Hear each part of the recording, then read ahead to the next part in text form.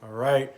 Isaiah chapter 13. Let's call this one The World and End, as it would be wrong for me to overlook the fact that God is amazing. What else did you think I was going to say? Otherwise, let's get back to the fact that the amazing God in heaven has a day where, even though, as in chapter 12, he wants to reassure us that no matter how angry he gets, there are times when his anger comes to an end and it turns into comfort. But we must be realistic in understanding that his comfort is only for the remnant who are willing to work with him in the new peace that he is trying to create for everyone.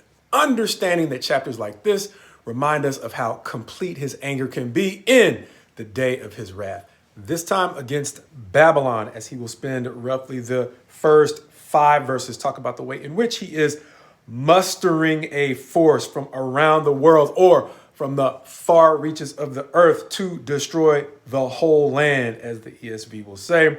Going on from verse 6 through about verse 8, he's going to talk about the way in which all hands will be feeble in this nation that was once mighty, actually plundering the nations in its presence. He says that's going to come to an end. Why? Because in verses 9 and 10, the day of the Lord comes. And in verse 11, it is not just for Babylon, because he's going to talk about the way in which he will punish the world for its evil and the wicked for their iniquity, as he goes on to talk about the way in which verses 13 through roughly 16 are going to say, therefore, this is the kind of trouble or the degree of misery that can be expected in those days. As verse 17 will pick up with the concept of the who, meaning who is he stirring to basically conquer a nation as great as Babylon? He's going to say in verse 17, behold, I am stirring up the Medes for a condemnation that Babylon in all its wealth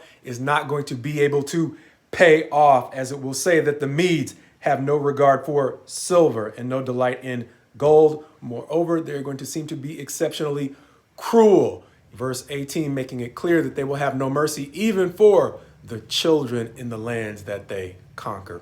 Reminiscent of Psalm 137, especially verses 8 and 9, that are reminiscent of the way in which the children of Judah cried out for vengeance against Babylon, and the way that the Babylonians had no mercy on their children during the time that they conquered what was left of the original kingdom of Israel. Verses 19 through the end of the chapter, now describing the way in which Babylon will meet its end.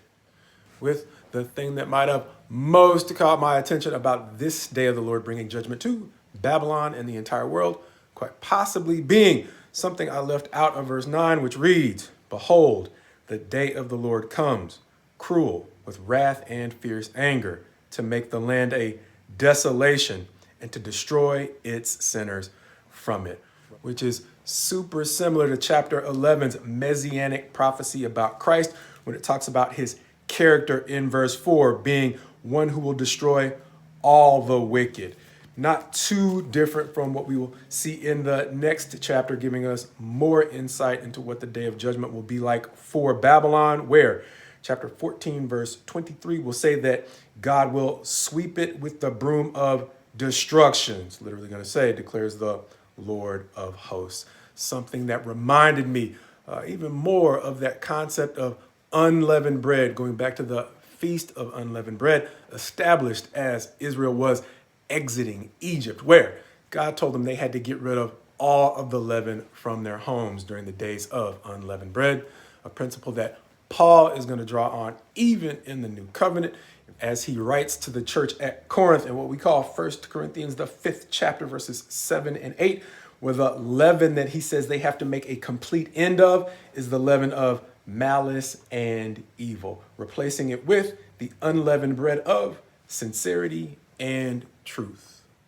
Reminding me of a subtitle I considered for this chapter, and that being nomads. Why? Because we live in an era where, not too long ago, the rising cost of housing and apartments started driving more and more people into a situation where they're living out of their cars, so much so that they began to become known as nomads.